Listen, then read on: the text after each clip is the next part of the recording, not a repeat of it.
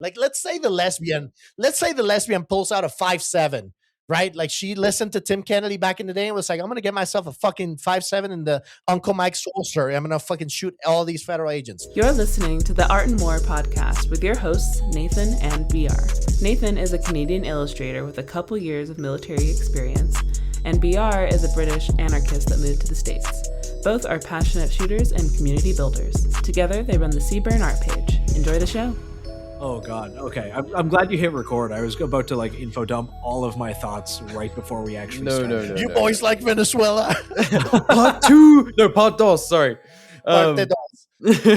No, I think possibly the very first time in Art and War history. The listeners will correct me if I'm wrong, I'm sure. But, back to back? Yeah, back to back, returning guest Jorge to Yeah. talk about Venezuela some more, because that moved really fucking quickly. Yeah. Shit. I was going to say, we normally do like a Christmas and New Year's episode. This year that didn't really happen. We all had stuff going on and I got turbo sick. I'm sorry. Like, I've been sick for like a month and a half, but it just keeps coming and going and coming and going. And like, I'll hang around my friend with a mild cold at that, like right as soon as mine goes away. And then it hits me. So like, yeah, I sound like I've fucking smoked a pack. Yeah, Nathan's got the immune system of a Victorian orphan right now. Oh yeah, so. like a Victorian orphan that you just fed like McDonald's to. Holy shit. My system is just everyone. Well, hopefully he'll still be here by the end of the episode. But yeah, Mr. Brops, Jorge, joining us once again to talk about all of the madness going on. Just because like we have to address it. We stole someone else's president. Like, what the fuck? Yeah, what was that? And this happened like right after we did an episode about Venezuela. They were like, I guess we'll just have to keep an eye on it. You know, the boys keep on monitoring the situation, and we could go away for Christmas. New Year happens, and then it's like, all right, 2026. Yeah, we're just gonna kidnap the motherfucker. What? Where were you when you found out about the invasion? Because I was like just awake. Like it was late. It's like 10 o'clock, 11 o'clock here or something. And I get a message from someone just like, holy shit, dude, we just bombed Venezuela. I'm like, oh, I think that was me. Yeah, it was you. It was you. It's like, dude, it's happening right now. And like I went to bed just kind of grumpy, just like, oh fuck, boys, we're going to war. Oh god damn, we're going to war. And I woke up and it's like, oh nope, it's over. It was like 7 minutes long. It was legitimately like longer than it was less time than the I'm gay speech from the end of Stranger Things. Yeah. No, genuinely. So like before I get on my soapbox or anything, like objectively, that operation was pretty fucking sick. That was sick, dude. I was going to say, like inside me, there's two wolves, and one wolf, one wolf is like war is bad, American imperialism is bad, like all of these things. Interventionism. Yeah, like we are becoming an empire. We shouldn't invade another sovereign country. And the other wolf is like, fuck yeah, Delta. Yes, fuck yeah, Space Marines. Like, dude, like they like hell yeah, Northrop Grumman. I don't even know where to start. There's like a lot of detail. I don't know how much of it's propaganda, and at this point, I kind of don't care because the world is such a fucking cartoon anyway. True. But like, I'm apparently, just tired, Maduro was apparently being guarded by like Cuban special forces. Yeah, and apparently, a fuck ton of that. Like, a lot of them got smoked. Yeah, 32 of them, I think. Yeah.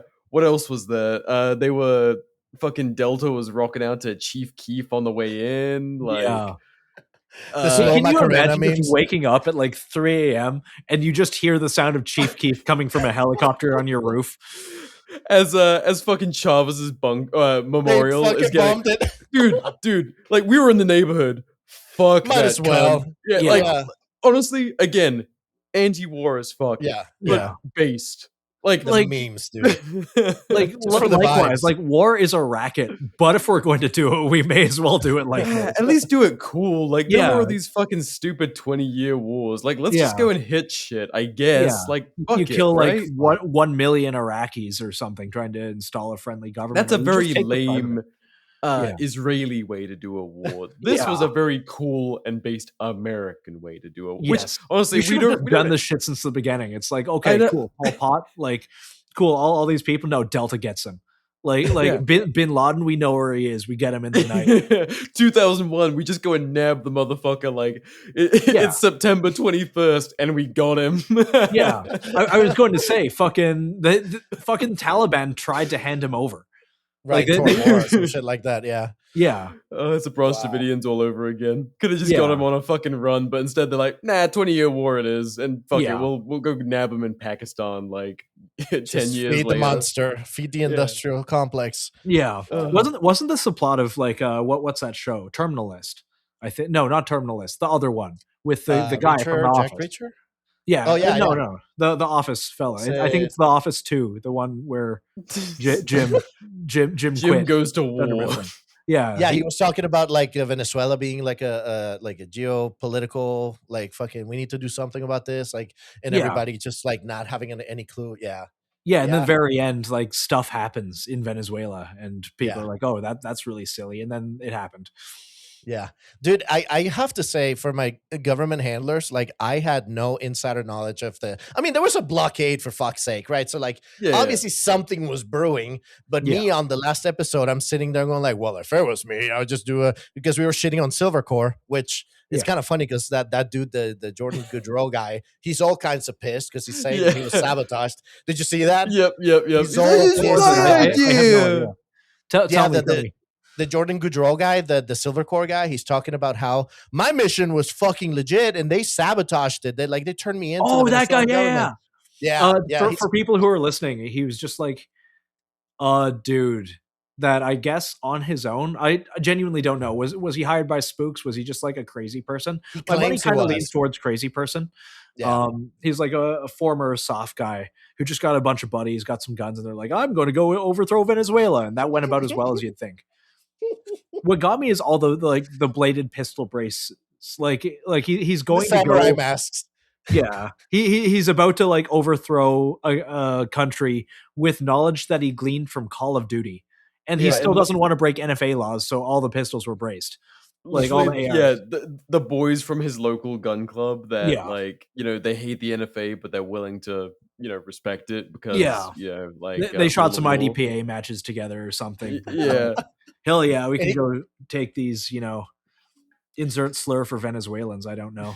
And he had like 60 Venezuelans on him, which is like no surprise the operation was not airtight. Like that's fucking silly. But yeah, I had no insider. I swear to God, I had no insider information about this shit. I just thought in my head, the tracker picked it up before you did. Like that was crazy. Yeah, the pizza tracker never lies. Are you familiar with the pizza tracker? Oh yeah. Yes, it's like around the Pentagon. If the pizza tracker gets hot, that means that they're staying late. Spike at 2 a.m. Yeah, everyone suddenly starts ordering pizzas from all the pizza places around there. Yeah, it got hot like a week before the Venezuela op happened.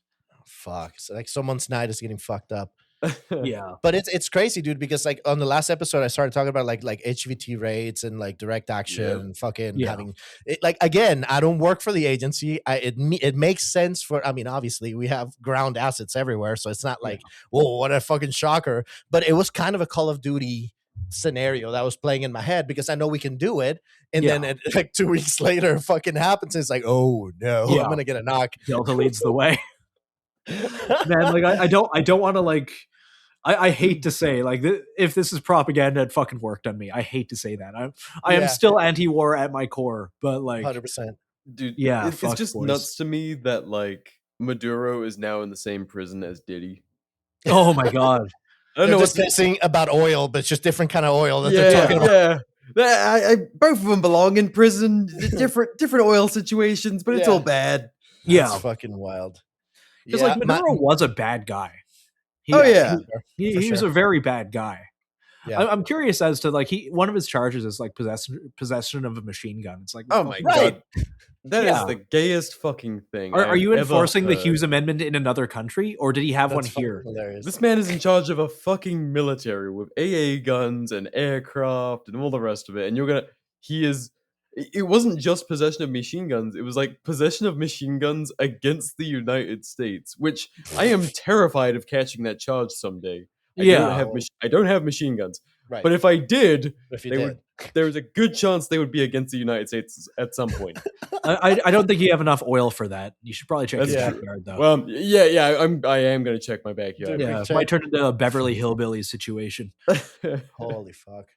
Yeah, that's man, it's well, now that we're talking about 20-year wars, man, like honestly, that the power vacuum, I'm still waiting on it, because on the very second day, did you guys see that? Like, it's gonna be Marco Rubio, don't worry about it. They saw a drone flying overhead and they were like, the Americans are back, shoot the gringos. And they started shooting at the bro. This is like as meme as it gets. I saw that. I thought it was the coup. I thought it was the coup. Like there's suddenly a machine gun fire, and then they're like, oh, it was a drone, and actually it was our drone. You guys need some fucking. How about some fucking radios?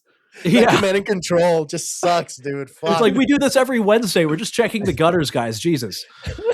Yeah, so, some poor favela, like on the other side of the fucking hill from the city, is just like getting absolutely rained on by alien. Yeah, they're used to it. They're used to it, bro. That's just how it works. But like what worried me was that I was like, okay, well now there's going to be a power vacuum, and it hasn't happened yet. So I guess, is this like parte dos, the prediction? Like we're trying to predict what's going to happen, dude. Like, I guess let's do it again, right? Yeah. Let's see, like in 20 years from now, let's see if this episode holds up. Yeah, I'll give you both $20 if we just Delta away like Keir Starmer or like the Prime Minister of the UK. we just fucking nab Mark Carney of Canada. Like Denmark next. Denmark's gonna taste the fucking Delta next. Like, we need Greenland. I think it would just be neat. Just because it'd be funny. I mean, like, don't get me wrong. Like, America's in a rough spot right now, but I'm not against more of the world being America. Right? Yeah, because like the alternative isn't better. Yeah, right. But I don't really get that one either. That's like a whole nother fucking segment. I don't even. But like, dude, I think I'm overstimulated. There's too much going on. Just overanalyzing everything, dude. Yeah. Like, we haven't even talked about fucking Minnesota, fucking Denmark, Venezuela. We're talking about operations in Mexico again. Yep. What the fuck? We started planning this episode like right after the Venezuela thing happened. Like, we'll hit this. You and I were talking like literally that night and the next day, and so much has happened since then. Yeah, I was going to say it's been like a week, and that's infinity things ago. Like, not even 6 days. Yeah, like holy shit. Oh, and then we also seized a Russian. What was it? A Russian oil tanker? I think oil tanker. Yeah. It was hiding itself, and then eventually was like, you know what? Let's just fucking bust out the Russian flag, so that way it's just like, no, it's Russian. You can't fuck with it. And the U.S. was still like, oh, we'll fuck with it. That's wild. It's like based. If we're going to be a big dick and asshole superpower, let's just do it, right?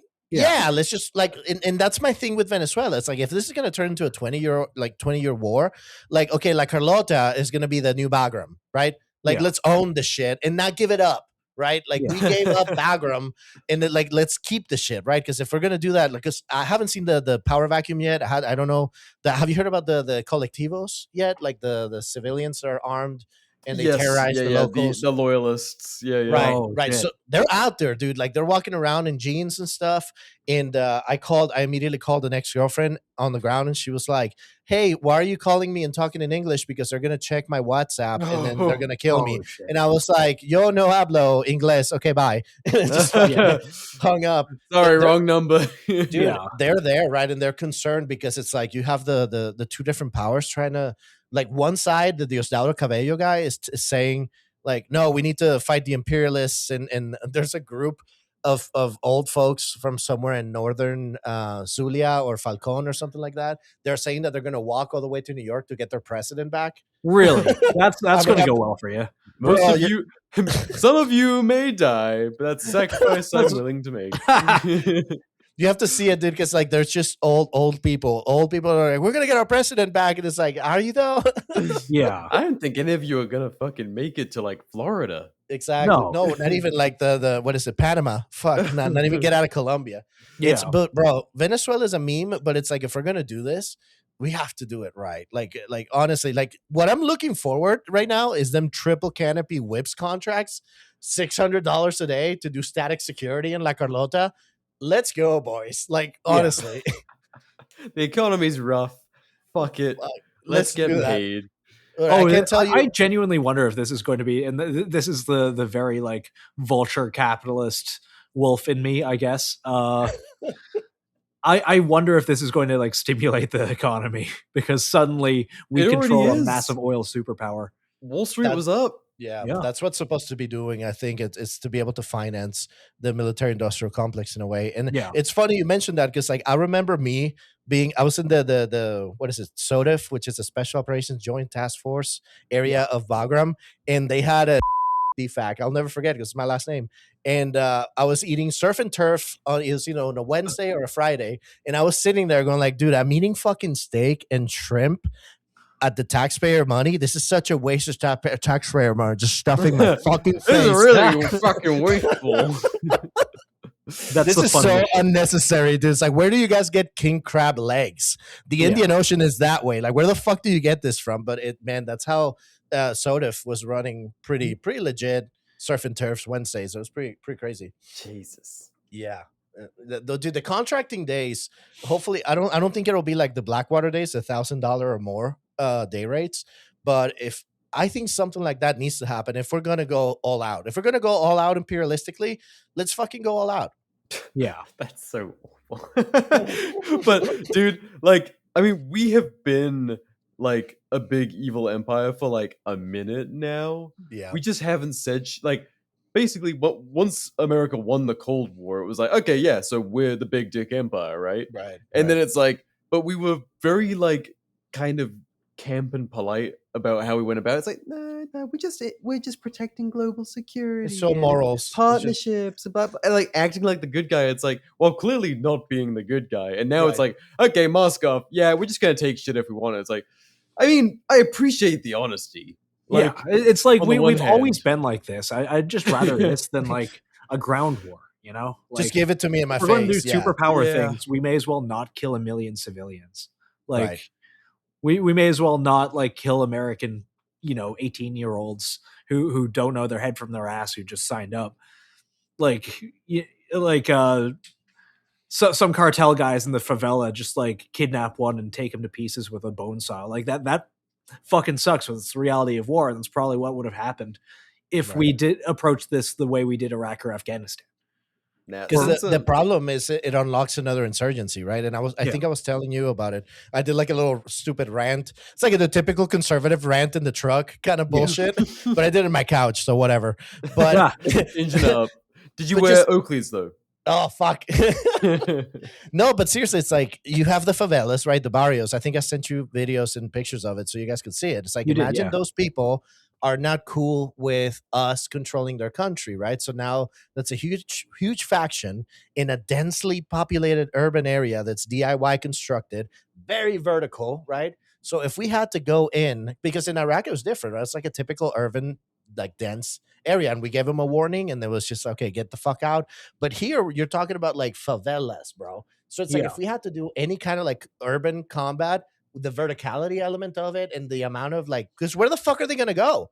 Like they built that shit with their hands. So it's like, hey, get out of there. Where are you gonna go? So it's like, bro, if that turns into a faction that we have to fight, like boots on the ground, I don't think we could do it. It's a fucking nightmare from a logistical standpoint. We're just not good at that kind of war. Like, unless Israel just like levels the place because they can do it, but we can't. We have ROEs and shit, right? That would make things that's the so big thing. I think complicated. any war can be won by America. The question is, can they do it ethically? Right. Like, well, ethically enough to like for all of our allies to not turn on us. Like, right. I mean, you can get away with a lot. Like the UK has just doubled down and doubled down and doubled down on Israel. Like to the point of like, criminalizing, criticizing how Israel is fighting that war. Right. Yeah. And so like NATO and like Western allies are perfectly willing to like full send sponsor genocide and war being fought that way. So it's like, all right, well, what does that look like if they try that shit in the Western Hemisphere? Right. Yeah. It seems like we're at this point, everyone's kind of mask off. It's like, we played being polite and civilized for like, I don't know, since the last righteous war, like the end of World War II, the West kind of got to play like, oh no, we're the good guys. Like, see, like we fought off the evil powers that be. Right. And now it's like, yeah, that goodwill is kind of like about fucking dry. And they know that. War has really never been less popular. Yeah, kind of. Yeah, like it did change, and now it's changed back. Yeah, because we had a little drone boogaloo for a second, and then like that. By the way, did I mention that on the last episode? If anybody comes up with an idea of how to clear fiber optic cables from a large field, I feel like that's the way to. Like, we should probably gather our minds together and figure out how to clean up those fields, because that's a fucking good business idea, bro. Yeah. Yeah, those fiber optic fields, like, isn't fiber optic expensive? Like, what are we made of money? I mean, it can't be that expensive if they're attaching it to like every other drone.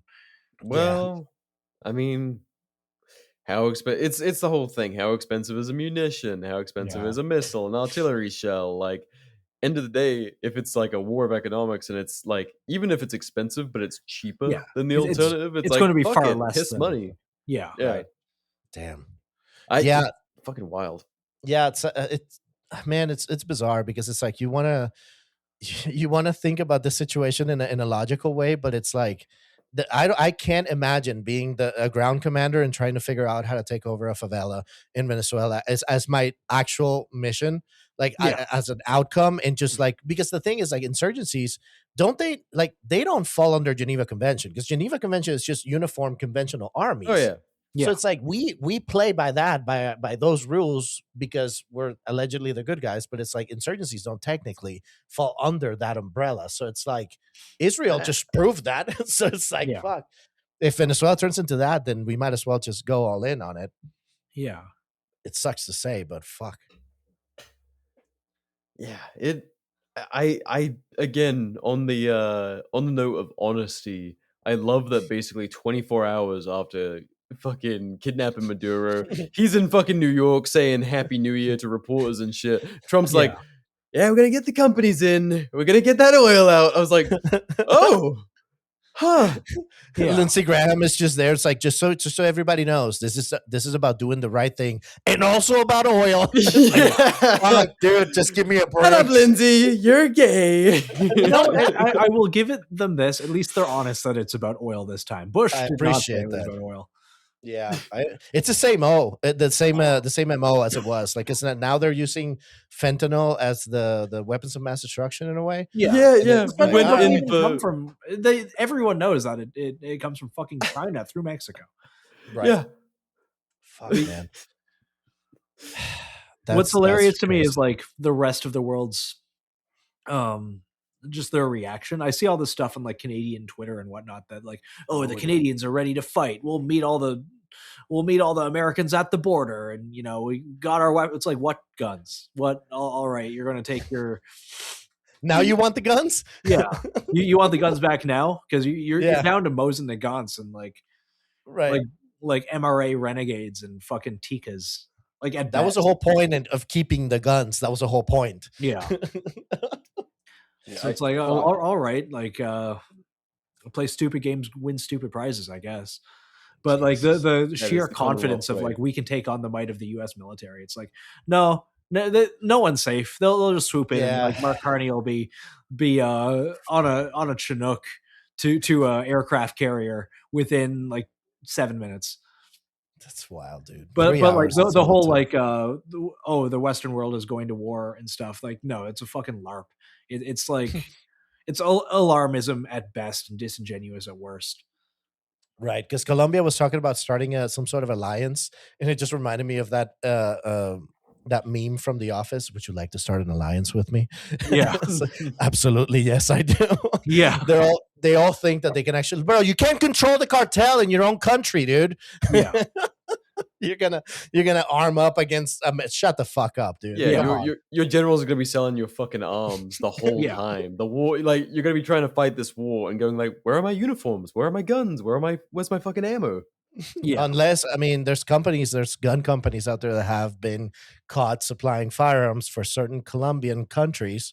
I'm not gonna say which one, but I think they might be German. Yeah, it rhymes with egg. Yeah, that shit was wild, dude. Fuck. That is actually really funny. It I just looked it up. The U.S. military spent as much as Canada's entire GDP on the military last year. Holy shit. $2.21 trillion distributed from the Department of Defense. And Canada's entire GDP is around 2.24 to 2.28 trillion. Like that is so fucking funny. Sorry, continue. Wow. I'm in such like a mixed mindset whenever I hear things like that. Like obviously the American in me is like, fuck yeah, nerds. Yeah. And then, the rest the rest of me is like, oh, that's a lot of money. Yeah, that is like that's more money than God. Like what the fuck? That's a lot of administrative waste. That's a lot of bullshit. I mean, when was the last time the Pentagon passed an audit? Never. It just doesn't happen.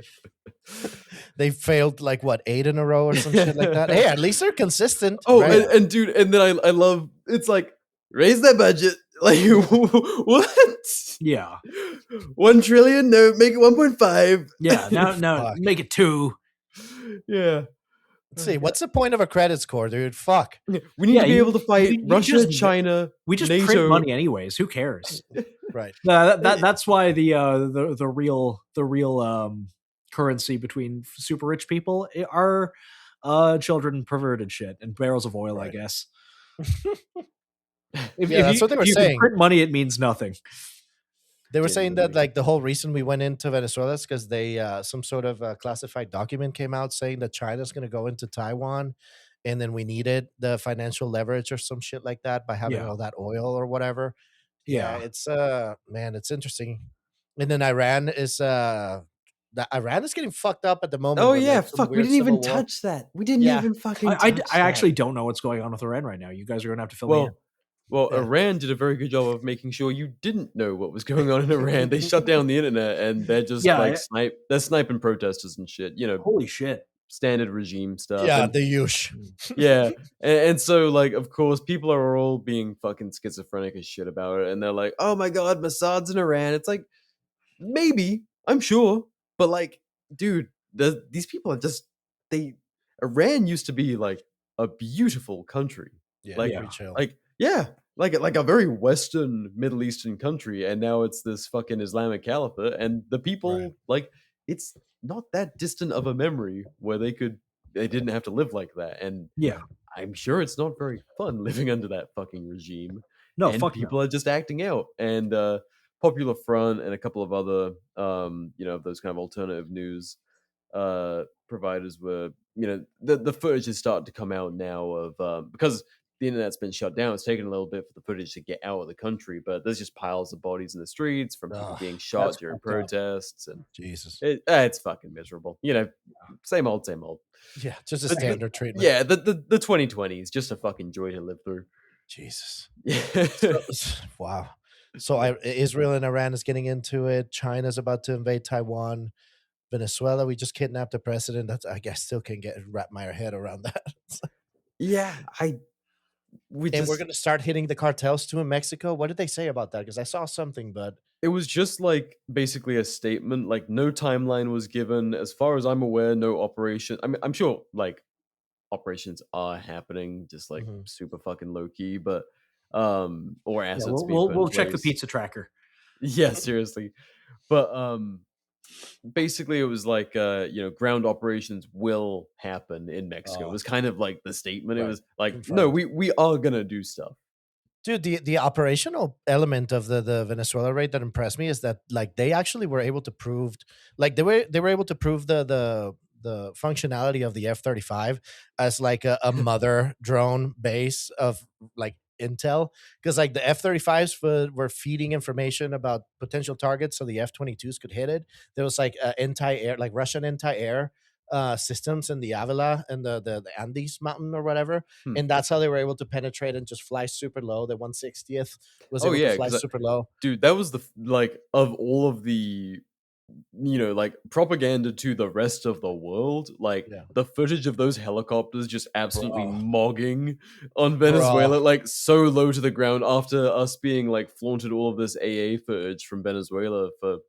like months and months, and it's like okay, what fucking good did that do? Like we would just use it. We were using every like all of our favorite airframes were just hitting fucking everything, and it's like that's America, dude. It's impressive. Shit happened to you.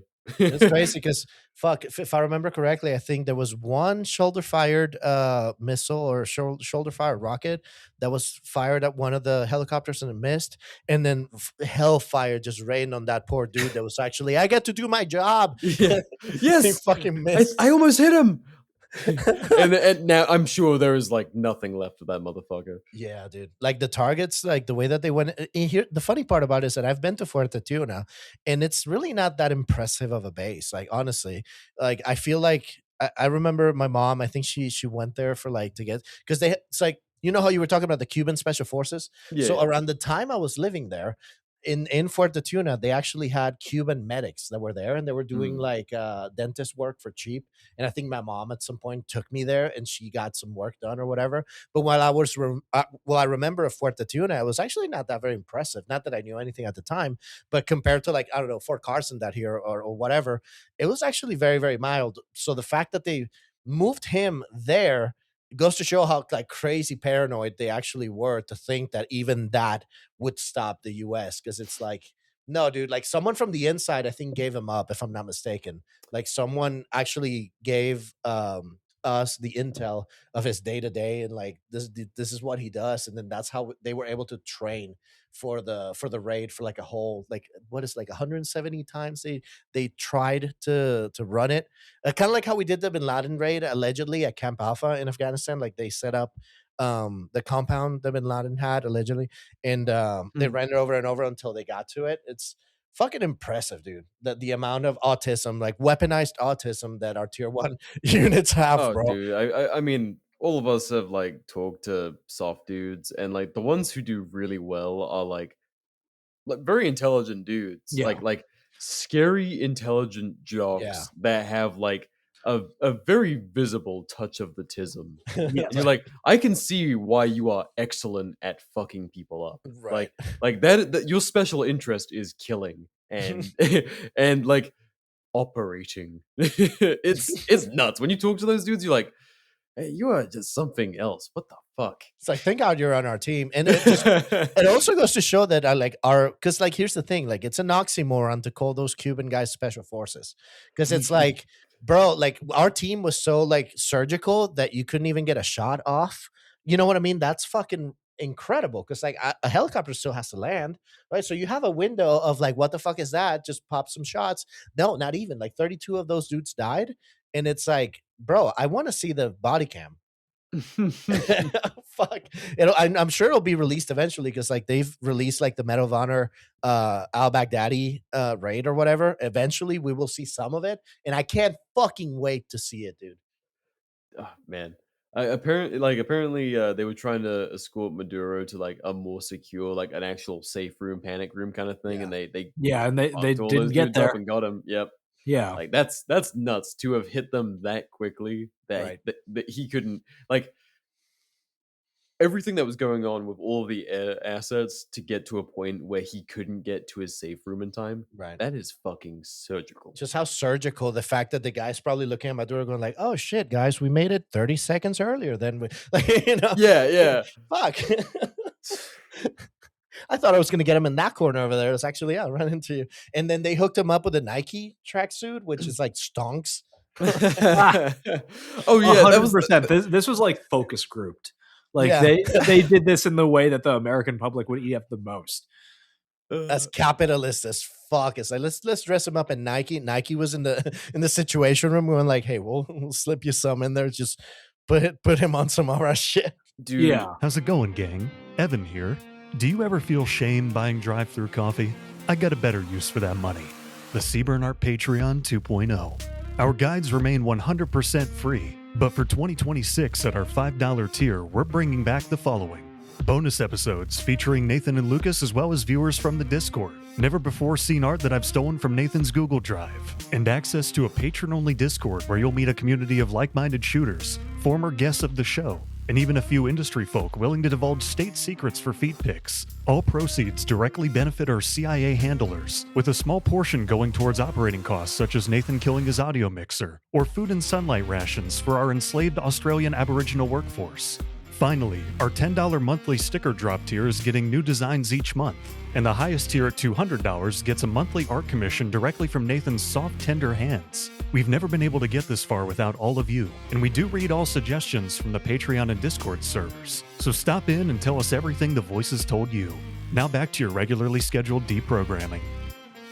Okay, we got to touch on the Situation Room itself. Was that Mar-fucking-Lago? Yeah, bro. But they had a black curtain though. Yeah. You know that Trump like was probably selfishly wanting to do it there just so like years from now he'd be like, oh yeah, you know, the Situation Room in the corner of the ballroom. This is where we got him. Yeah, this is where we kidnapped Maduro. But what the fuck was I gonna say? So they had Twitter open on like a big TV, like all the pictures from the Situation Room from that night. They had Twitter open to Venezuela. Like they were just monitoring literally monitoring the situation for people going like, huh, the sky's on fire. Oh, Chavez's memorial just got fucking rocked. Like, oh, I think the Americans are in. They were watching Twitter to monitor the situation.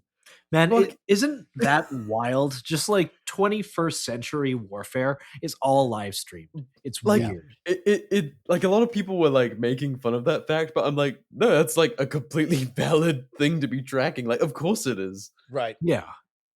Yeah. When I saw the videos initially, I thought it was AI initially. Like, me too. Right. It's like to see the 160th flying over the city that I lived in. I was like, okay, yeah, that's tight, but that's AI as fuck. And it's like it started getting worse and worse. I'm like, dude, that's impressive, man. What a fucking shit show. And then like Mar-a-Lago's not a skiff, dude. How do you turn that into a Situation Room? That's incredible because like everything that we run in that sense is encrypted as fuck. So it's like the curtain, I get it, but that's not ICD 705 qualified. So it's like I don't know how that's gonna work. But you know, props to them. Holy shit. It looked a little unofficial, but fuck it, clearly did the job. I'm sure Mar-a-Lago is like a complete fucking mess in terms of security, and everyone just kind of like turns a blind eye to it because they're like, yeah, it's what the boss wants. I heard they had like a small opening. The one thing that I was concerned about is that they had Chinese diplomats at the exact same time. I saw that. The memes about that, the Star Wars one. Like they're just shooting battle droids all around the envoy that looks suspicious. It was very funny to me. The timing of it was fucking hilarious too, because like for the first time Maduro is doing some sort of presidential shit because he was like securing like however many billions of dollars from the Chinese. And it's like, oh fuck, this is some big president shit. And then it's like he gets kidnapped literally 5 hours later. That's wild. Yeah. Like you just know the diplomats the next day were like, well, fuck. Do we go home? Did you hit send on the Venmo thing? Did we actually fuck? Oh god. Yeah. There's so Venezuela. What was the Minnesota too? We didn't. Before we get lost in the weeds of everything. Yeah, that's going to be like that's a fucking whole thing. Good. Like boys, what the fuck do we think is going to happen from this? Like. Just like big picture, I need the Jorge prediction because clearly you got a fucking crystal ball or whatever the Latin equivalent is. Yeah, you were boots on the ground. You were the person to zip tie Maduro. Bro, like so if we're trying to predict what's going to happen in 20 years as if it was Afghanistan, like I said before, like honestly what I would like to see if we're going to go boots on the ground is just to do it right, like identify the factions, right, and actually go with all might, like secure La Carlota and make that into the Bagram of South America, right? Because it's like the tippy top of South America. Just turn it into Bagram and just get the contractors like ready. Because the problem with the military is that they think that they can do rotations with military personnel, and then they realize that the military has too much bullshit going on in order for them to for those positions to be sustainable. So like when I was contracting with JSOC in Afghanistan, it was like we had one green suitor, but it's like the green suitor is hanging out with me. I'm a contractor, a civilian, and then the green suitor has to go take a PT test. Even in country, we're just like, what the fuck, right? So it's like, let's just go in there with triple canopy, just like go all out contracting, or Academy. I think Academy changed their name now. All of a sudden, it's a triple canopy. I thought Academy was its own thing. Triple. I thought Academy used to be XE Group, used to be Blackwater, and Triple Academy they all fall. I might be wrong. They'll fall under the umbrella of Constellus. Constellus owns all of them. Yeah. But there's other brand. Yeah, there's so they always change their fucking names, and I can't tell you how annoying that was because it was like they have to, it's like it's literally part of the business. Like if they don't have, I'm sure they probably have a budget for a brand shakeup like every 4 to 5 years. Yeah. It's like who fucked up this time, dude? It's like I remember Olive Group, Janus, Caliber. Like I've worked for so many fucking companies, PAE. But yeah, like for South America standards, I feel like we need to have a clear understanding of like hearts and minds is probably not going to work. So if we're going to go all in, we need to like understand that we're going to go all in, right? Don't trust the local nationals. Don't trust the National Guard there either. Like dismantle it entirely and we run the fuck. Like if we're going to run the fucking place, run the fucking place. Because that's what fucked us up with working with locals in the Afghani ANAs and shit. They would turn around and betray you and smoke your entire team. So it's like, if we're going to run the place, let's fucking run it. Send contractors, fortify the place, have a good supply route from La Guaira all the way to La Carlota, take over Miraflores and fuck them. Like, honestly, we should like establish total command and control over Caracas entirely. And then the Venezuelans, they're just happy that we're there. And I'm sure that the residuals from the oil money and everything, like it'll start to bring the economy and everything back up, because I feel like we're gonna start. Their economy was in the fucking toilet and has been for bro. Yeah, like they at some point they were weighing money rather than counting it. Yeah, like you would show up with a pile of money to buy a chicken. So it's like if they started using the dollar on their own as a black market dollar, like for a currency, or Brazilian and Colombian currency. So by us going there and just actually establishing the dollar and be like, hey, the adults are here now, I feel like that would be good. The problem is the insurgent element of it. Like if we face a large scale insurgency, like posture, that's gonna fuck our shit up unless we go with ROEs that actually make sense. If we go with ROEs that are just restrictive, like hearts and minds and bullshit, like in Afghanistan and nation building, that's not going to work. Because honestly, all it takes is all of this oil infrastructure. If I was Russia, they need to have contractors protecting this oil infrastructure that we're going to rebuild. Because if I'm Russia, how many Russian assets do we already have in Venezuela? If I'm Russia, right? How many do we have as it is? Sabotage the shit, right? That's why you don't let Russia take over a country in your own hemisphere, because now that you're taking it back, it's like there's Chinese, there's Russians, there's Cubans, they're all in there already. So it's like, how do you not know? How do you know they're not going to fuck with your shit after you? So you have to go all in on the military industrial complex if you're going to actually pull it off. If not, it's just going to be just the same thing as Afghanistan, where it's just like bleeding money left and right. And then one day we just go, fuck this, and then just leave it behind. I feel like that would be that's what I would do. I'm not saying that's what's going to happen. It all depends on whether or not there's going to be a faction of insurgency that's going to rise. And then we should probably use all our might to keep them in check. That's what I would do. The real telling thing will be like, what does a U.S. administration handover look like? Because you just know, like, there's going to be all of this disavowing of like, hey, we never declared war in Venezuela, blah, blah, blah. Right. And then it'll change over to a Democrat president, and they'll be like, yeah, so the oil extraction operations in Venezuela are going very smoothly. We're going to do this. They're going to, it's going to be the rainbow flags on C-130s, like, shtick, where it's like, it's being done in like a very woke way as we extract the oil from Venezuela. I hate it, but I can't wait to see the paintbrush they apply. Oh, dude, 100%. To all of the new imperialism. We're just bringing them women's rights this time. Exactly. We got to do it for the LGBTQ2I plus. Do you guys like drag queen story hour? Let's go. Yeah. That is going to make the cartel settle the fuck down. I don't even know if there's. Oh no, you know what? There's a large Jewish population. I mean, I remember, bro. I played in a basketball team, and I went to we went to play against a Jewish high school, and bro, they had a McDonald's in the fucking high school, and they had security, and the shit was walled off, and I was like, did I go into another country? It was impressive. Dude, it was impressive. They had a full-blown gymnasium. You felt like you were in a different country. It was impressive. That's actually they're already there. Yeah. They're already there. Yeah, I think Iceland just got a synagogue, their first synagogue. God bless them. Uh-oh. Uh-oh. Mitzvah. L'chaim. Yeah. Fucking mazel tov. Yeah. Hey, where's our $7,000?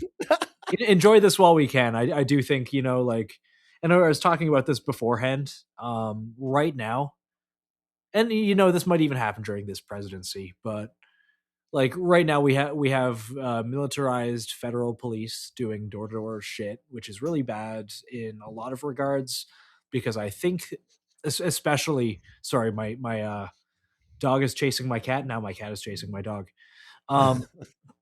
The precedent's being set for those same kind of police to just be rolled over into the next administration, because we set such a precedent now. Okay, cool. What's next? What is like the pink washed version of this? Is it people who say bad things about Israel? Are they going to combat anti-Semitism door to door? Are they? Well, I mean, shit. This administration they're already doing it overseas. Huh? So it'll be this. This administration's already doing that. Yeah, literally that. It's like policing all right. anti-Semitism. The next thing is online hate speech laws and like cracking down on, because to find out what comes next, you don't really have to do more than look for all the other like wealthy Western countries, like the legislation that's being pushed there and what they're trying to push here.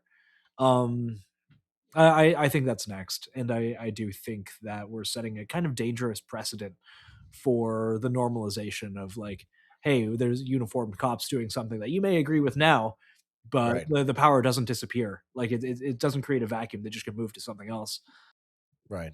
It's almost like they set it up beautifully. It's like, let's just change the voting demographic a little bit. And then when that voting demographic turns into a fucking lawless shithole, criminal, wise, like this is going to be terrible, then we up our game with federal law enforcement. And it's like, you want to support it, but then it's like, at the same time, it's like, yeah, it can be used against you. Yeah. And that's what always happens. It's like, it's cool when you agree with all of the stuff. But I think about what all those no-knock raids in the UK and whatnot are for, and I'm like, oh well, cool. This person tweeted something about like immigration, or tweeted something about the Jews or Zionism or Israel, and they're going to jail. Yeah. Like they're getting their door kicked in for a significant time too. Yeah. So that's wild. That's always a worry. I don't know. Maybe I'm being a little bit of a doomer about it, but I always look at the expansion of federal power as like a bad thing. Yeah, it's funny because it's like from like the civilians themselves, I would consider them a domestic terrorist because of what they believe in, because I mean, God bless them. They're using their First Amendment right to go and protest and maybe obstruct federal law enforcement from trying to protect the homeland. But then at the same time, you look at it and it's like, well, it's because this administration is making you do this. It's crazy, the cognitive dissonance between what could happen between the two scenarios. Because like you kind of want to hate the concept of both, and you sit there and you go, can we just fucking be chill about this? Yeah. Absolutely not. Yeah, it doesn't work that way. I think like we're reaching kind of a really big political and cultural divide where it's like, and we've been dehumanizing, each side for a really long time. But like, this kind of reminds me of something. Maybe I brought this up on a show, but do either of you know any actual MAGA people? Like left, like in real life, MAGA. No, like mega, like red hat, like I love Trump kind of person. Damn. Unless you go to SHOT Show and you get the MAGA fucking lower receivers, I don't think so, though. Yeah, I don't think I've like met any in person in America except for like one autistic Indian man that lives a town over. He's kind of like locally famous for being that way. It's funny. He still talks about Ben Shapiro and shit. Dude, he wears a fucking Ron DeSantis hat around campus. Holy fuck. H-1B visa motherfuckers. Yeah. Like genuinely, I know these people exist, but they're not really the norm. And like it goes it's pretty easy to say within the firearms sphere and the tactical sphere and all of that. It leans pretty conservative. And like a lot of my friend group, it is like pretty much everyone here, no one's a MAGA person. Right. Yeah. No one. I have yet to meet someone that is not like a lol cow, or one of those like I knew some people who got radicalized back in Canada, and they were all about it. They were like, yeah, Trump's going to save us because he's working with the American military to, you know, do the thing and dismantle all the underground pedophiles. Like my brother in Christ, he is the underground he's at the pedophile. top. Yeah, he is the underground pedophile. Yeah, but like, let's be real. Like once you're, if you're in charge of your country, you're probably an underground pedophile. You're probably if you are seeking that kind of political.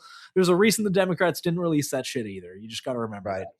Oh yeah, dude, it's like a requirement to be a pedophile, to like have that much power. Like the powers that be have to have some fucking dirt on you for you to be able to ascend that high. And guess what? It's usually fucking kids. Yep. It's funny because I was working on like a stand-up comedy routine for a little while because I'm autistic, and one of my jokes was like, "I'm afraid of being a millionaire because I don't think I could fuck a child." I think the limit's billionaire now. I think it's like over. Yeah, millionaire is just a Californian that sold the house and moved out to the East Coast. Yeah, I was going to say a millionaire is just someone who just like invested well in their 401k now, because our money means nothing anymore. It's like, yeah, if you own a house, that you're halfway you guys there. aren't millionaires? Yeah. No, I think, dude, my ex-girlfriend that I called in Caracas, she's one of those. I guess you have to be a Venezuelan to be into MAGA because of everything that's happening. But it's funny because she messaged me and she was like, "Why do you post like a liberal?" I'm like, "What the fuck are you talking about?" Like, I was just talking about like interventionism. Like, you don't know, like you didn't almost die for Israel in Afghanistan, so you don't understand what's coming or potentially what's coming. So I guess she's still thinking about this in a binary of left versus right kind of nonsense, where it's just like, dude, do you even know who AIPAC is? Yeah, she's like, no idea. It reminds me of a meme I saw a little while ago. It was just someone who it was like on a dating profile, and it was just like the girl asked the guy like, "Hey, what are your politics?" And the guy goes like, "I'm kind of in the middle." And the girl goes, "Oh, well, do you like Trump?" And he just goes like, "No, he loves Jews." I'm kind of in the middle. Yeah. Oh gosh. Funny. I'm gonna get more water. Oh my god. Be right back. I can't laugh. It only hurts when I laugh. Looking at this shit from the binary of left versus right it is pretty fucking stupid at this point. Yeah. I've given up on that. No, I can't take anyone seriously. Like anyone, I mean, fuck, it's been years since I've been able to take that seriously. Like I just view those, like it sounds really like patronizing and demeaning, and you know, maybe it should be. Yeah. Like when I hear from those people who are like so intently like, you know, oh, I'm a left leaning person, or I'm a right leaning, like I'm a liberal or I'm a conservative. I'm like, have you been paying any fucking attention? Like the normal conservative mindset, which I'm far more disappointed in like normie conservatism than I am normie liberalism. Like normie liberalism, I'm like, yeah, you know, you've just been you've been programmed to do that. But like normie conservatism is like, yeah, you know, grandpappy believed that Israel is our greatest ally. And it's like, whoa, what the fuck are we talking about? Like, why is that the conservative opinion that we should be exporting the fucking the money that we work for to a country we have no reason to support? Like, who gives a fuck? Yeah, every time they say those who bless Israel, I'm like, oh. Oh my god, I didn't want to swallow vomit, and you just made me do it. Like, I just don't get it. Like, what are you, liberal or conservative? Worse. Yeah. Whatever you hate the most, because all of these terms are so pointless. They're so pointless. Yeah, just arguing to see who you can call a Nazi, while the real Nazis are just like, can y'all just shut the fuck up? What are you guys doing? Do you guys think that this leads to, again, like my family served for Mussolini, says, do you guys think that this will actually, because I grew up in a household that was like fucking racist and anti-Semitic and like fun. Oh my god. So do you guys think that actually opens the door to like a proper, like, because fuck dude, like there's this what was it, Nick Fuentes, he's just coming out swinging with just changing the culture. Like he's made a lot of this stuff mainstream. Like now Tucker Carlson's talking about all this shit, and it's actually gone mainstream. It's pretty impressive. Kind of worries the hell out of me though, because again, all of this stuff comes with a massive expansion of federal power. And do those people ever have your best interests at heart? God, no. Like who said absolute power corrupts absolutely? Mm-hmm. I can't remember. That quote is always misattributed, but I think it was from Spider-Man. That's it. With great power comes great responsibility. Yeah. I'm such a fucking idiot. I always see that like attributed to Lincoln, and I'm like, I'm pretty sure it wasn't. Yeah. And like I think America went as far as it did because of the great, beautiful mess that we are living in. Like because that we've always had such a culture of like fuck you, make me. And whether I agree or disagree with the people who are saying fuck you, make me, I do think that it sets a wonderful precedent that no one person can or like one group of people or bankers or whatever, as much as they try, there will always be someone to say no, like fuck you. I think the thing that really disgusts me about like where the culture is going is like all of these people who think they're being big and tough by like supporting the boot, currently stomping on what they perceive as their enemies, really people that live like a very similar lifestyle to them, just a little gayer. Like like these people all need a daddy, and I find that so pathetic. I'm like, be your own fucking man. Like all of these people. Yeah, it's like you looking for a man to tell you what to do. That's pretty gay. It is. These people are all emboldened by like, like poorly trained thugs stomping on, like fucking lesbian mothers in Minnesota, like just summarily executing them because they're, like wrong place, wrong time and shit. And it's like I've known people like that lady in my life, and while I think she's dumb for getting there, and I'm not going to get into the whole thing, it's like I never wished them death. Right. So it's almost like, because I mean, from an operational standpoint, from a law enforcement, I mean, I was almost fucking ICE last month. So it's like, that could have been me, dude. So it's like, I feel like from an operational standpoint, it's almost like, okay, you're disrupting federal law enforcement. It's like, at what point, like, do we go non-lethal, right? So like, before it becomes a lethal situation, I mean, some it's pepper like, balls in that car would have. Yeah, do you pepper spray the lesbian and then go, hey, it's gonna be spicy later on, just don't scissor her too hard or whatever, right? So it's like, at what point do you go, okay, the job of the Somali illegals is still there, we still gotta catch them because they're fucking us up, but how do we solve the whole this? Fraud situation is kind of wild. And the massive like, oh, this isn't happening, actually that whole video was a scam, is also wild. Dude, the governor just speaking in proper Somali, the guy beat a Somalian that was running against him because he allegedly fucking sided with the other tribe that's like, they have a tribe warfare going on, and he sided with the other side and spoke in Somalian, and then he beat him. So it's like even the Somalians didn't vote for their own guy. So it's like, what the fuck, dude? You want to guess the governor's tribal politics coming overseas? Yeah. Do you want to guess his? No, he's white. I think he's white. Yeah, he's a white guy. No, the governor isn't Tim Walz. Is it? No, who was it? Was it? I don't mayor? know. I'm the mayor. Yeah. Tim Walz isn't running for re-election, but yeah, it was a mayor. It was the mayor. Oh, it was a mayor. Okay. Yeah, I was going to say quote unquote white guy. My experience with Minnesota basically extends about as far as the show Fargo, and fantastic show. I love it. I'm binging it right now. But I don't really have any good points past that. Just watch Fargo. God, just watch it. Yeah, just a plug for Fargo. Just a plug for Fargo. From an operational standpoint, like how do we balance the two? And mind you, did you guys see the BORTAC was there too? Yep. Yeah, so now BORTAC and ICE are doing like joint operations, which is fucking interesting because BORTAC is usually special forces for border patrol at the border. So now they're doing actually Homeland Security operations. It's like, fuck, man. That's why I find that also worrisome when like people, especially again, federal police, are acting outside of their jurisdiction. I mean, it's been creeping pretty crazily. Yeah. I think as far back as I mean, January 6th, and then fucking like obviously the Trump attempted assassinations, like they started putting Secret Service all over the place. Yeah, right. You just see this with like every single agency is just kind of being like they did like a little token, like, okay, we're gonna like defund the ATF because they're the unpopular ones. They like really weakly defanged them and then put all of that money into like all and a lot more into all of the other agencies. Yeah. And you just know it's gonna swing back the other way. Right. Yeah.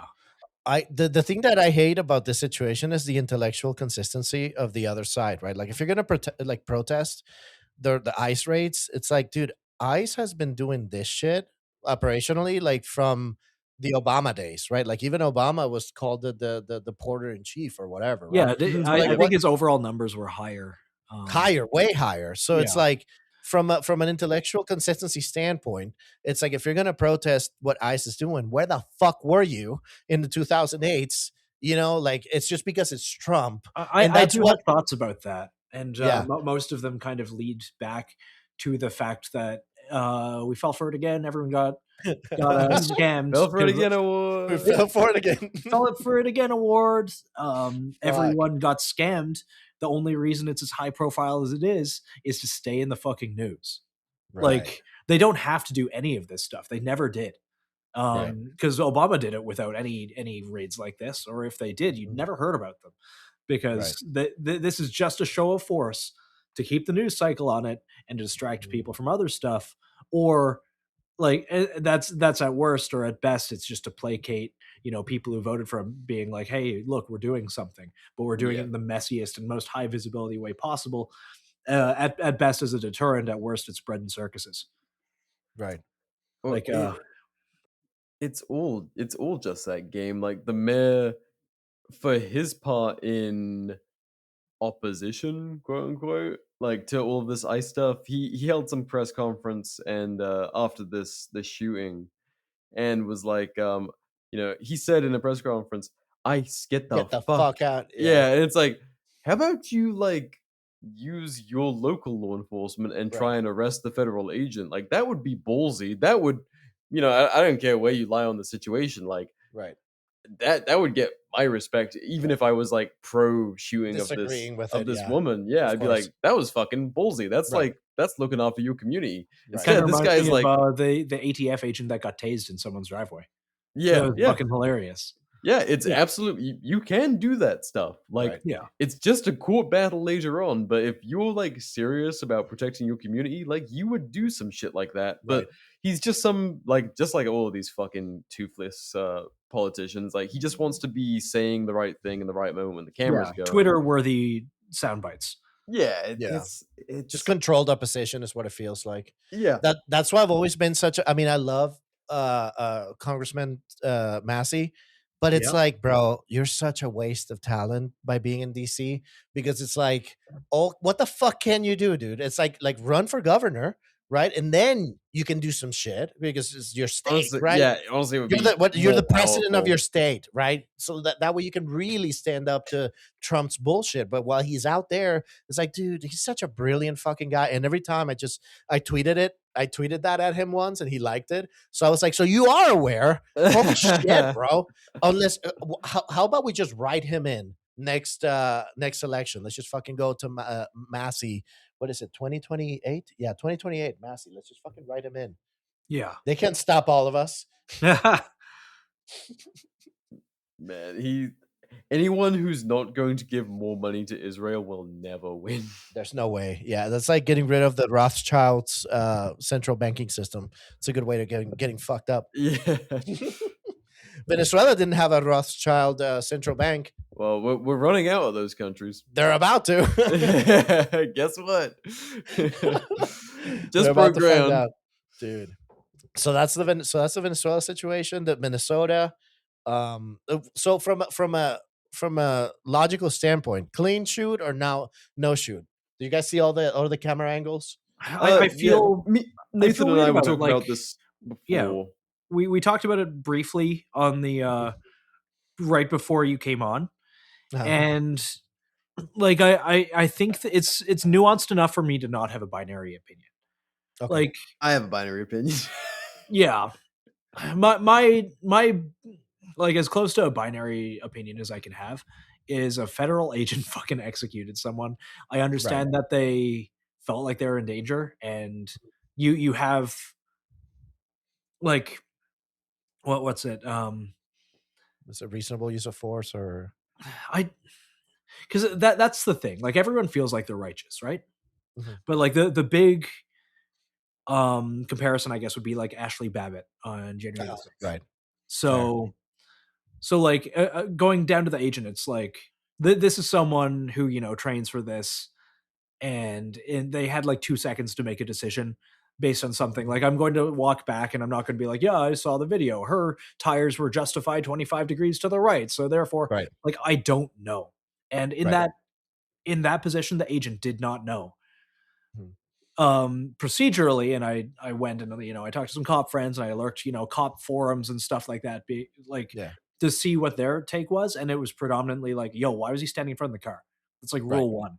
Like that is very, very standard to just not like you don't put yourself in front of the wheels of a car for like someone you're detaining or whatever.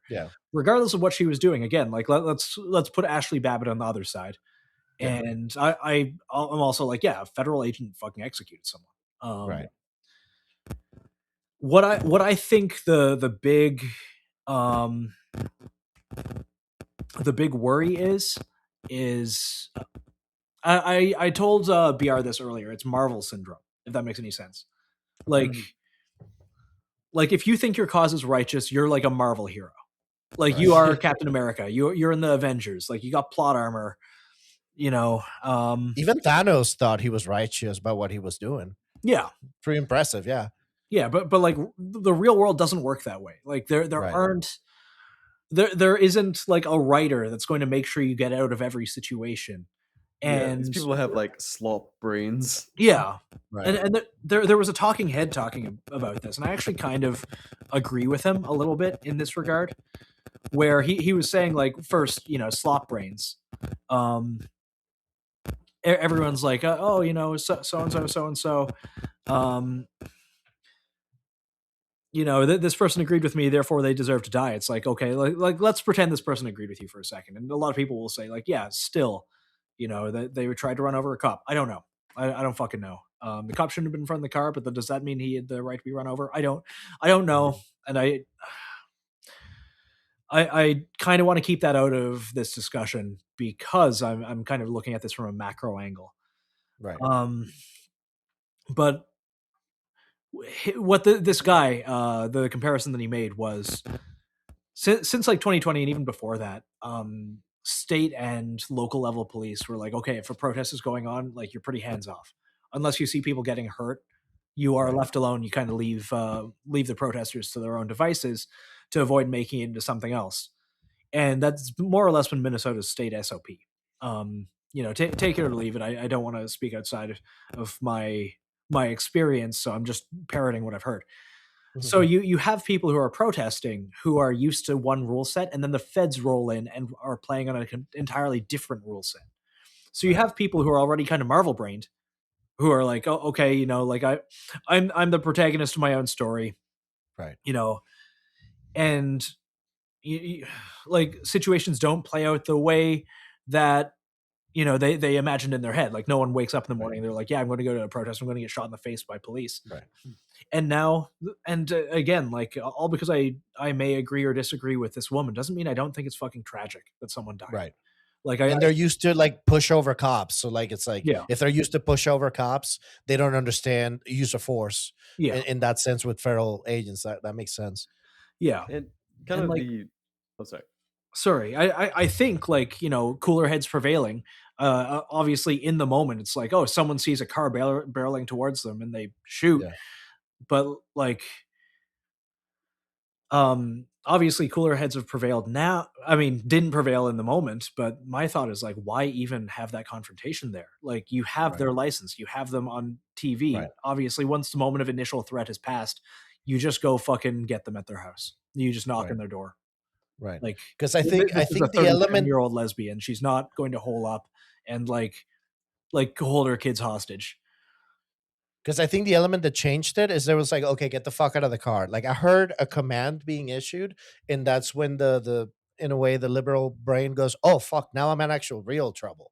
And then that's when the bad decision making of like, let me see if I can get out of trouble, which is like you're not, because then that's the whole point. It's like, well, now you can't get out of trouble because we have your license plate and we will show up to your house. Yeah. But yeah, just the guy standing in front of it. The thing that's interesting though is that there was a vehicle that was parked to her right. So she was in between the convoy. So the guy that actually almost gets run over gets out of a vehicle that was to the right of her vehicle. And then I think he does a lap around the entire car, or he just stands in front of it because the convoy is stopped by her, like stopping the flow of traffic on that lane.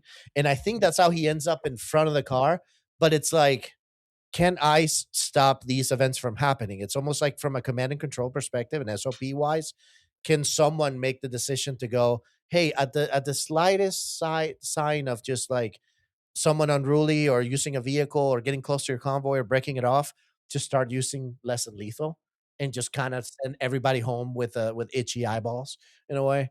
Yeah, like ultimately kind of the cheapness of human life, especially the life of an American citizen who is, whether we agree or not, standing up for their beliefs. Right. Like I don't think that this is a good situation in any way. Like I genuinely don't think so. Yeah, it's a really bad precedent. And the like literally the White House administration's like, you know, their messaging on it, I think is not to sound like, you know, like liberal media, but like it is super fucking dangerous because it's like, okay, again, like let's see the flip side of this when, you know, someone that is like us gets fucking smoked, and then the you know, it's like a regular fucking gun dude, and then you hear within hours Duncan Lemp. You hear the president himself or whatever saying like, oh no, this person was like some neo-Nazi extremist militia, blah blah blah. And so then the whole country's like, yeah, fuck that person, I'm glad they killed them. And it's like, nah, that was a regular fucking human being. And they immediately did it with like, oh no, like labeling it as domestic terrorist activity. I'm like, you don't have to like what her message was, but like to treat an American practicing their First Amendment rights, like instantly labeling them a domestic terrorist, like sure, you even what she believes in, like I don't fall under it, but I don't want to get into like the specifics of it, but like you know, impeding and like shouting and like, you know, being unruly and rude to them, like it's not quite fucking domestic terrorism. It's kind of American shit that we're all entitled to do to a extent. Like until you fucking put hands on that officer or like you know, really anything to that extent, like perfectly valid within this country, or at least it should be. But also like kind of like you were saying, Nathan, like the whole putting yourself in front of vehicles thing, like it's not just a local police like SOP, it's like common sense, very widely adopted. And the final thing I want to kind of hit on with that is like, whenever we have these police shootings, I always like to take the fact that they're law enforcement out of it. Like, think about if one of us was in like a regular citizen with a gun was in this situation. You're in a parking lot, similar, or on a street, similar situation, and there's like someone just being like kind of crazy in their car, and like, you know, like in a court of law, how would you be able to defend walking up to a vehicle and putting yourself in front of it and telling the person like, hey, like, you know, calm the fuck down, get out of the car, like you're being fucking crazy. And then, you know, whatever, it's kind of like a 50-50. Did they try and ram him? Did they try and drive off? And then you shoot them in the head, like you're gonna go to prison. Like any citizen like would be going to prison. This would not be a good shoot for a civilian. No fucking way would this ever, even in like the best stand your ground state, like if there was video of this and everything else going down, you're going to fucking prison. Yeah, I wonder if there's a way to like, from an operational standpoint, how to figure out like SOP wise, how to make it so their convoys are just a little bit more secure, like how to deal in a way where like their own stupidity. Because like let's give the OST example, for example, like the OST. That's another agency I tried to join at some time. It's the Office of Secure Transportation. They're with the Department of Energy. Have you ever heard of them? No. So they're the guys that transport. Yeah. They're the guys that shit. Yeah, they transport nuclear material is what they do, right? So they have different routes across America to transport just nuclear material from point A to point B. Now, those guys have presidential authority to fucking kill you because everywhere they stop becomes a national security zone, right? Because they're transporting fucking really important shit. No one fucks with them because ideologically, right? Like, if you fuck with them, you got to be some sort of terrorist group that wants to get their hands on a nuke or nuclear material or whatever. But I wonder with ICE operating in urban environments and actually like potentially going to your apartment complex, I wonder if there's a way to standardize this in a way where it's just like, get the fuck away from me, hippie kind of shit. You know what I mean? Like handle it at the lowest level to the point where it's like you see where things could escalate to the worst, like because it's a bad look for ICE, right? As even if the guy was in fear for his life or whatever, it's still a bad look because you're like shooting someone in the face, right? You killed an American citizen. You're shooting, yeah. It's downright is fucking like you got to deal with that, right? Yeah, you got to deal with that and look at yourself in the mirror the very next day, right? Whether you were in fear for your life or not. But it's like, how much can we let things? Because these people are provocateurs in their own way, right? Like they want to see how far they can get away with things until the command goes, get out of your car, and then, oh fuck, now I'm in trouble. Let me get out. So it's like it's almost like it's our responsibility, and I'm not a federal agent, but like if I was in their shoes, as I almost fucking was, I feel like I would want to neutralize situations like that before they escalate to that point where like I have to consider lethal, right? Like I don't know. Maybe if there's a ground commander fucking listening, just like, hey, come up with some better disable the vehicle, bro. Like come up with some sort of netting system where if a vehicle is giving you trouble, come up with a netting system that you tangle in the wheels and now they can't leave, and stay the fuck away from the vehicle. Just common sense, bro. Don't stand in front of the wheel well. Like, and they're fucking recording too. It's like, where are the body cams, bro? Like, get them Axons, right? Like, get a Axon 4 or whatever, right? Like, cops have them. So it's instead they're holding iPhones.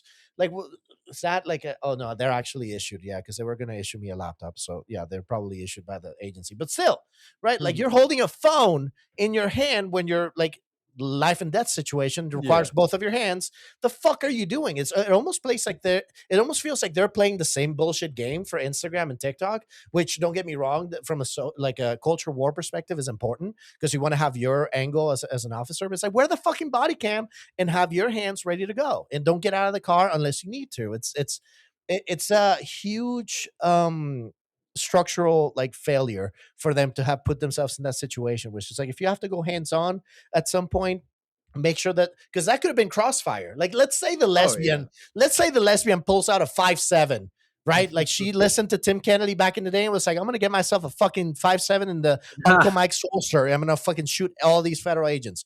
Bro, now all of y'all are just in a direct crossfire. So like you said, that other dude was close. They were right next to each other. The other guy literally, I saw him look down. Like, you could tell that like the from the shot, he just goes like, oh, motherfucker. Like, you could tell it immediately goes, ee! Like, it's a bad look. It really is a bad look. From a tactical standpoint, it's a bad look. That's like my main thing with a lot of these police shootings is you can tell, like, okay, we've all been young dudes who wanted to like join up and go and do the fucking thing, and it's like, I want to kill people with my hands. Exactly. It's like that young man thing, like, and a lot of dudes, some people fucking never grow out of it, and they just want to get that notch on their belt and have a war story, no matter how, like, they don't fucking care how they get it. They just want to like kill someone so they can be fuck around and find out. Yeah, exactly. And so like you can tell a lot of these fucking guys, like, they're fucking stupid. And like they're just looking for that war story. Yeah. And like the second there was another one, like in the protests after the shooting, I don't know if you guys saw it, but the dude had a pepper ball gun. Yeah, I thought he it was like a 40 mic too. He ate it point blank. Oh no, not that. One? This guy had a pepper ball gun, like the paintball guns, but with pepper balls. Yeah. And they were like handling some protesters, and this guy pulls his fucking pistol and like fucking puts it to a protester's face. Really? Yeah. There was a close-up photo of it, and there's also a video of it happening. It's fucking crazy. It's like that is the exact same type of cop who was just like, dude's just thinking like, make my day. Like, fuck it. It's a paid vacation. They're there for the wrong reasons, and they're going to kill someone. Yeah. And you know what? I think in general here in America, we don't really understand how to interact with law enforcement up until we have to do it. That's another thing that I have noticed. It's just like, bro, like you never like maybe kids are around like school resource officers more nowadays, but back in the days, unless you lived in a small town and you knew the one cop in your small town, you really didn't get to like interact with cops until that day where you get pulled over speeding and you're fucking angry and all of a sudden you don't know how to control yourself. And this guy's like, what the fuck is that? Is that a radio? Is that a gun? So it's just a recipe for disaster because they're already wired as it is. They're low paid. So it's fucking wild because I talk to my Douglas County sheriffs over here all the time about this shit. And it's almost like this should be a thing where like there needs to be more standardization in terms of how Americans interact with law enforcement. So that way we understand, like, because the biggest thing from the law enforcement perspective that I've always thought sucks is that there's no, like, you can say freeze all you want, and that doesn't carry any legal repercussions because you can still fucking take off and run, right? Like they speak the same language. They'll fucking find a way to silhouette their body and just draw and take you out, right? So like as a cop, you're always playing that game, but there's no legal repercussions for like once you say the word, like say banana, you say banana, and then, okay, everybody has to like stop, right? There's no universal code as to how we actually interact with law enforcement. There's a bunch of like Supreme Court decisions as to what's the Terry stop and this and MIMS and all that shit. But deep down, there's no structured way of how to handle an interaction with a cop because of how many different outcomes that could happen. Honestly, it's both on their disadvantage and ours as well, because they could be having a bad day and all of a sudden you give them the wallet too quick. You pull out the wallet too quick and it's like, oh fuck, it's a gun, and then now you got shot with your Bible in your hand. They're too stressed and we are too paranoid, and there's too many bad guys out there. It's just a recipe for disaster. I don't know how to fix it either. Oh yeah, I don't think any of us do. I'd be. And that's a big logical fallacy I think a lot of people fall into, which is like, okay, if you point out something is institutionally wrong with, X, Y, or Z, it doesn't mean you have to have an answer for it. Right. Like it doesn't mean that they can go like, okay, well, how will you fix it? I don't know. It doesn't invalidate your point. The thing is still wrong with it. Well, and kind of to a point that you've raised before, Nathan, like we talked about it in our video with Charlie about like Commonwealth policing. Like this situation, it's getting very Canadian in a way that's really bad with like federalized police, like the way you have the Mounties like pulled from one part of the country and sent to another, like on purpose, because they have no community ties.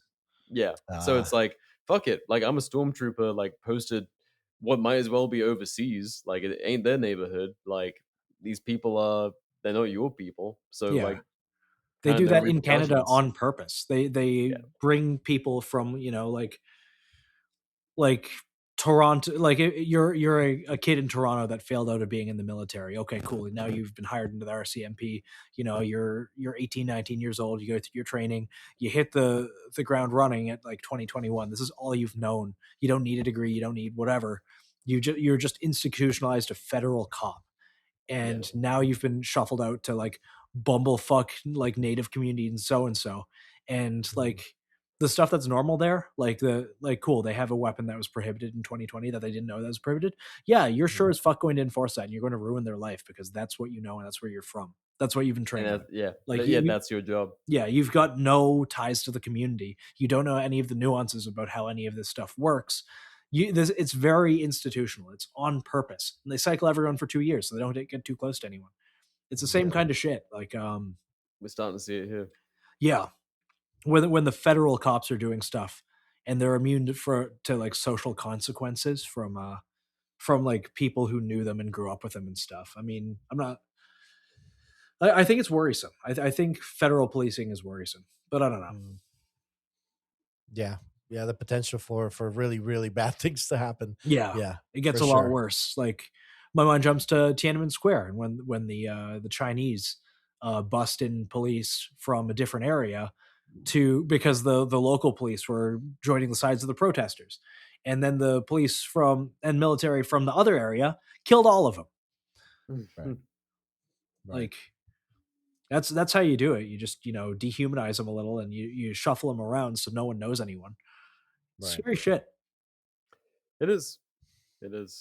It's we are 10 days into 2026, and it is I guess 9 days for you guys, but on the East Coast we just hit 10. But it's like a weird Call of Duty, timeline. Dude, it is just like the worst written plot ever. Yeah. Right. such an odd timeline, and I don't know up from down anymore. I mean, we haven't even touched on this fucking Denmark thing. I guess we could fuck it. Maybe okay, yeah. It's like the silliest. It's after midnight, so I don't want to keep you up too long. No, but it's almost a palate cleanser, right? Like it's so cartoonish, right? That it's like, I maybe fucking part 3 Denmark will now be, or not fucking Denmark, Greenland will be part of the US now. Is that just so economically speaking we just like separate from NATO? Yeah. Could that make sense? So that way we save money on what we give to NATO. So we just find an excuse to like just leave NATO. Yeah. My mind jumps to fucking what's it? Canada, who's still like, oh yeah, like we need to strengthen ourselves against Russia. I mean, America. And like they're supposed to do 2% of their national GDP towards defense as per NATO guidelines. Keep in mind again, the defense budget is consistently not being met. That's 2% of the GDP, and the GDP is the same amount that America spends on its military. Just the military alone. Wow. Yeah. Well, Canada doesn't have an empire. No, not at all. It's they got some French people in the woods, a bunch of Indians, and then the descendants of Brits. Yep. Do they have any oil? Do you guys know? They do. In Alberta. I think Alberta wouldn't put too much of a fight up, but who knows? Maybe I say this in hate mail. You boys like Canada? Yeah. No, we got some insider knowledge. Yeah, I don't know. I feel like I'm going to piss off some Canadians saying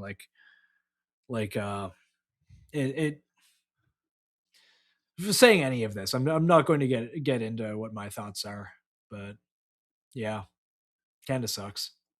Yeah. Yeah, in Greenland now. It's quite the timeline. Greenland, and then seizing Russian oil tankers. And didn't they have like a nuclear sub that was chasing them at some point? Yeah. That's Russian nuclear sub was like in the region of those tankers. It's like, Lord, we are playing with fire. Did you see the meme of Kim Jong-un with this? I think he has a girlfriend or whatever, which is like, if you don't have a girlfriend, no one's texting you back. Kim Jong-un has a girlfriend. But yeah, the meme was like, see, baby, that's why you get yourself a nuke. Nobody fucks with you if you have a nuke. Bro. Yeah, what a shit show. Yeah, I really I could not have written this in my wildest fever dreams. I don't know what's gonna happen next.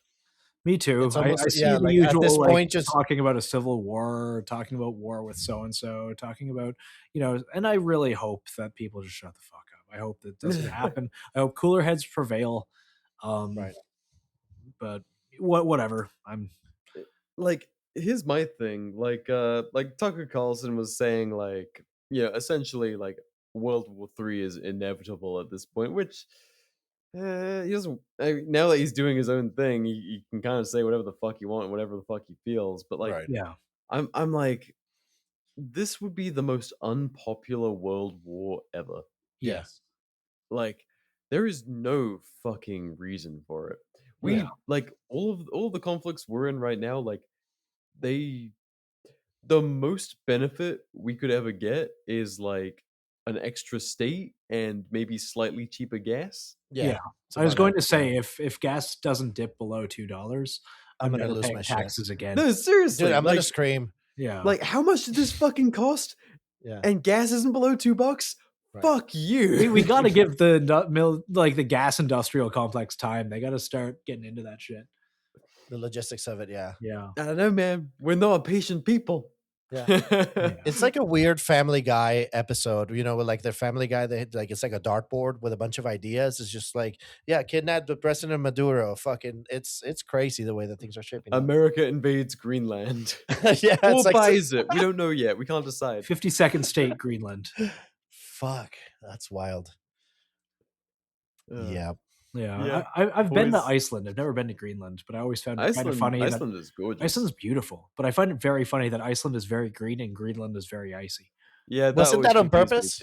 Like I heard that it was on purpose that the Vikings were like, we'll just name this one Greenland, so that way the Vikings go and fuck with that one, and we'll name this one Iceland, so that way people avoid it. I can see that. It seems like very Viking logic. It's so simple that it probably worked. Move. Honestly, like that kind of like dumb jock wisdom that only Vikings could have. Yeah. It fucking worked. Yeah. That's hilarious. But I mean, from a logistical standpoint, it's kind of a good with the Arctic Circle, because it lands in the Arctic Circle. It's kind of a good launching point for anything relating with Russia. So if you have a company that makes military goods that relate to winter warfighting, now's the time. Stonks. Invest. Yes. Invest in Commando Store. Our friends at Commando Store. Oh fuck. That's awesome. Yeah. Yeah. Well, the parte tres. We're gonna have to do. Does Greenland speak French? We're gonna have to do part trois. I don't know. I don't know what the fuck we speak down there. We would never do any of that frog Dutch. speak on this show. Oh fuck!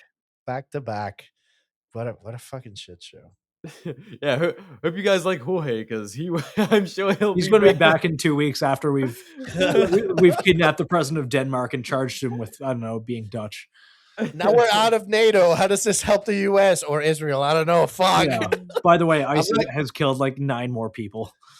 I'm like the worst geopolitical expert you guys have. It's like, no, he's not even an expert. He's just here for the vibes. Yeah. I think that's very on brand. The closest thing we have to a geopolitical expert on South America. Jorge, back again. Yeah, I live there. Hunger sucks. Fuck, man. Yeah, that's wild. That's a good one. Good times.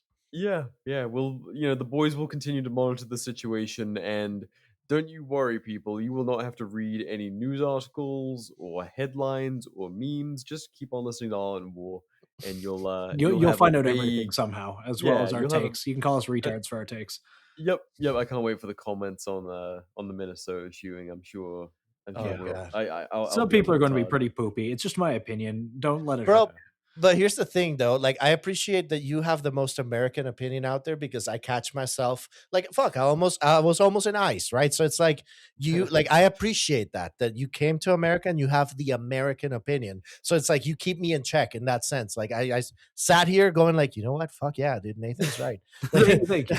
I was eating the fucking drinking the Kool-Aid to fuck around and find out, and then just going like, but you know what? Yeah.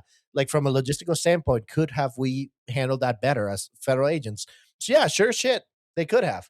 Yeah, I mean, dude, like when you see like it's not it's not fucking easy to move countries, and especially like to leave everything behind. Yeah, to try and live a better life.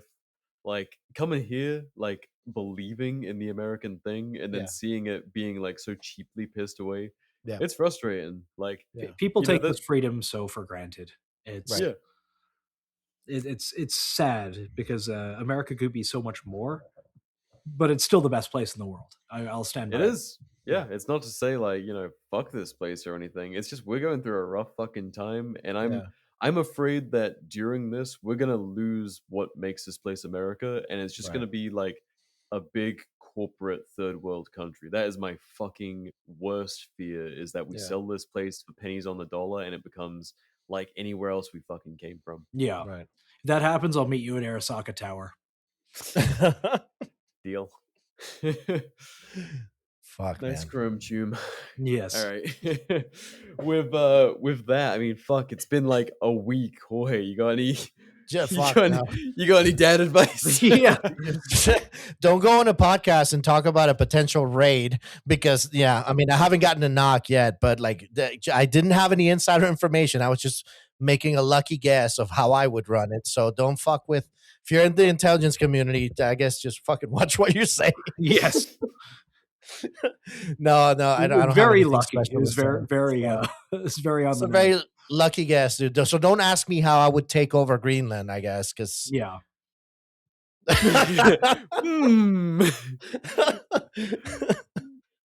I got nothing on that. Fuck. I don't know shit about Greenland. It's just a lot of winter war fighting. I don't know. Send 10th Mountain. No, they're gonna send 10th Mountain. Oh, there you go. You heard it here first, people. The inside scoop. Yeah, good times. Always good. Always good seeing you, dudes. No, likewise. Hopefully this made sense. I think so. It was a good wrap up. Sorry, I'm so sick, everyone, and we missed a week. Just I'm here like a plague rat. You can probably hear it in my voice. Yeah. One Nathan's sound mixer also broke, so we had to get him a new one. And that happened last week. It took a week to come in. I just plugged it in and like it lit up green and just died. Oh fuck. Yeah, it's a Scarlet Solo. It lasted like 5 years. I'm not super. Yeah, honestly, that thing has talked to many people. So. Yeah. So I'm pretty happy regardless. And I got a new one. It's a little nicer. Thank you, Evan, for recommending it to me and saying like 10 reasons to get it. It works really well. I guess people will find out by my audio quality on this one. Yeah, Nathan's the only person that could run an audio mixer hard, quote unquote, enough to kill it. I'm like, I had not heard of that. Like Nathan has like an uncanny ability just kill to just break shit. So like 4 pistol red dots. Like some of the toughest out there. Like I don't know how. I genuinely, because I don't like drop things. Like no, it's not even. Yeah. Like people, if you need stuff like stress tested, like reach out to Nathan. He will fuck your shit up, and then give you like a decent analysis of what went down. Yeah, it's like you're an honorary Marine in a way. Apparently, I eat not crayons, thankfully. It's more like a hobby than like a cultural thing. Yeah. That's funny, dude. All right. Well, on that note, people, go watch Fargo. Okay, bye. Okay, bye.